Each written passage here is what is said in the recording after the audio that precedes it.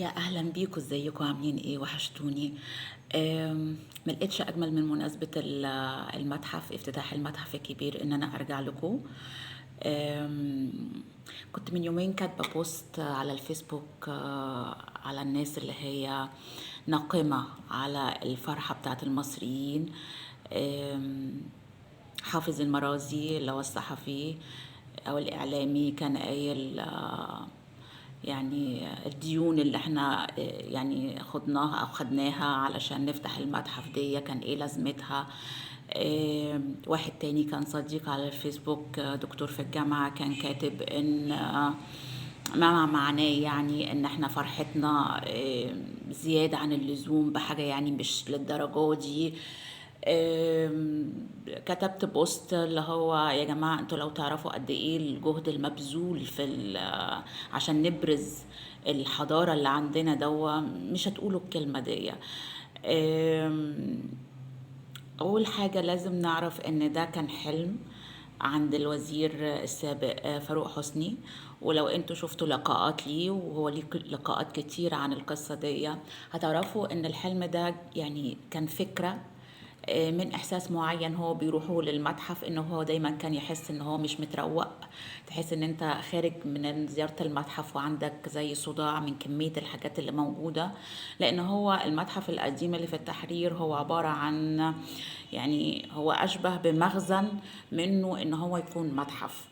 انا طبعا كنت بشتغل مرشدة قبل كده، فكنت فاهمة هو بيتكلم وبيقول ايه.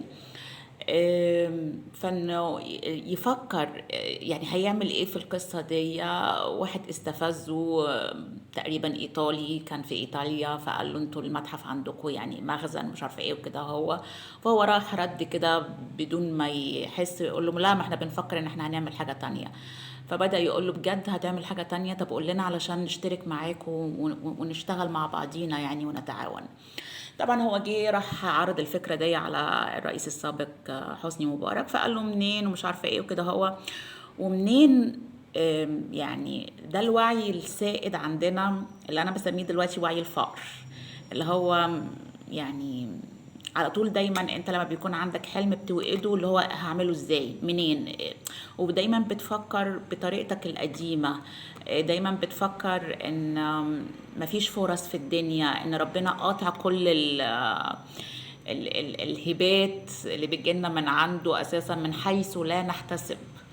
فالمهم لما قال له ده في جهة إيطالية، وبعد كده هو في اليابان جت وعدتنا منحة وقرض. أم، طب بالنسبة كمان يا جماعة بقى لقصة القروض دي، هو ايه المشكلة ان انا اخد كارد عشان اعمل مشروع هيدر عليا بعد كده هو ربح؟ هو احنا مش لما بنيجي نشتري شقة مثلا ما بنبقاش معانا تمنها، فيقول لك مثلا ادفع ايه 10% من تمن الوحدة، والباقي هتقسطه. خاصة الناس اللي بتشتري شقق يعني من مقاول عادي، مش هتكلم عن الشركات الكبيرة ولا الحاجات دي كلها. فيقول لك مثلا على 3 سنين 4 سنين او 5 سنين، فانت بتبدأ ان انت ايه تقول كده يا هادي وبسم الله الرحمن الرحيم. انا اشتريت الشقة كده، يعني كان معايا جزء صغير جدا، وكل شهر كان في قسط. انا ما كانش معايا تمن الشقة. ما هو ده يعتبر ديون على فكرة. بس انا يعني بعد شوية خلاص، بعد 3 سنين ولا 3 سنين ونص سددت الحمد لله، والحياة بقت جميلة وكده. لو انا كنت فكرت يوم ما انا بشتري الشقة منين وعشان ايه، وعلى فكرة ده كان تفكيري قبل كده، يعني كان معروض قبل كده الشقة حلوة جدا كان نفسي اخدها، وقاعدة اقول لا منين، لا اصل لو حاجة حصلت، اصل لو مش عارفة كذا، اصل لو كذا. كأنك بتوقف الايه السايرة، المراكب السايرة يعني بتوقفوها. ف وانا النهارده الحمد لله فرحانه ان انا نفدت بالقصه دي. فانت لما بتعمل ديون، الدوله لما بتاخد ديون عشان تعمل مشاريع، فده حاجة كويسة جدا، لان انت بتستفيد ان انت اساسا بتخلص المشروع وبتبدأ تكسب منه وبتبدأ تسدد. والعجلة بتشتغل بهذه الطريقة، كل العالم بيشتغل بالطريقة دي. كل العالم، انت لو تشوف المديونيات بتاعت امريكا والمانيا وفرنسا وايطاليا، يعني كل الناس اللي هي المفروض يعني اقتصادياتها عالية ودول بنقولهم ان هم من العالم الاول، فكلهم مديونين. يعني امريكا عندها مشكلة يعني كبيرة، وهنشوفها بعد كده، هو يعني ان هم مديونياتهم مش عارفين حتى يتصرفوا فيها ازاي. 8 مليون 38 تريليون دولار. ف المهم اللي انا قصدي اقوله لك، يعني بلاش يبقى تفكيرك تفكير فقر، هجيب منين، لا مديونية لا. آه في كمان اللي هو يقول لك ايه، طب او الفرحة دي يعني اللي احنا فرحانين بيها مبالغ فيها قوي. يعني انا مش شايفة يعني الفرحة دي مبالغ فيها لما يجي لك اكتر من 40 ملك وملكة يحضروا القصة دي، لما شاشات أكبر ميادين في أوروبا تنور باسم مصر. انت متعرفش اساسا يعني كمية الدعاية اللي انت عملتها اساسا بالافتتاح دوا.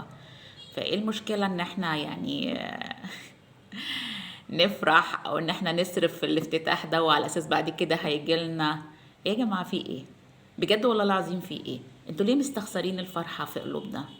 يعني بعدين يقول لك ايه، بيزينوا بقى الحاجه وبعد كده هو ايه، هتلاقي الدنيا يعني رجعت تاني لل يعني مثلا لو كنا بننظف شوارع او بندهن حاجات او كده، وهنرجع تاني بقى للزباله بتاعت زمان وكل الحاجات دي كلها.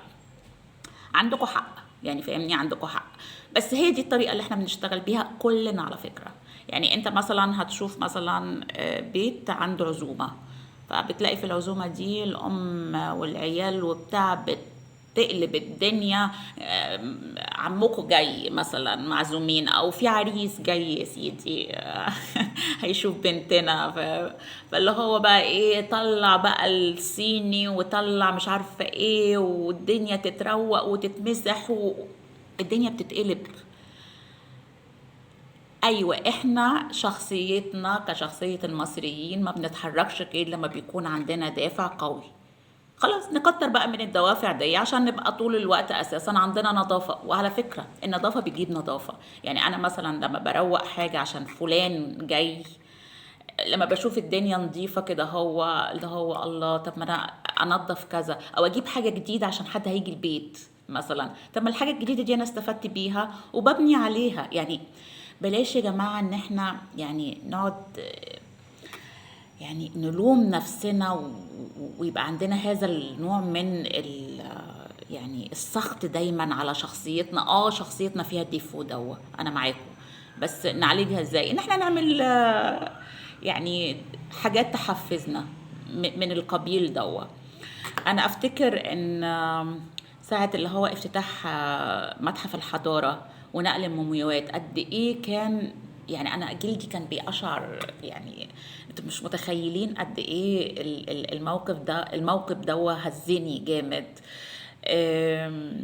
النهارده افتتاح المتحف انا شايفاه عيد لمصر كلها.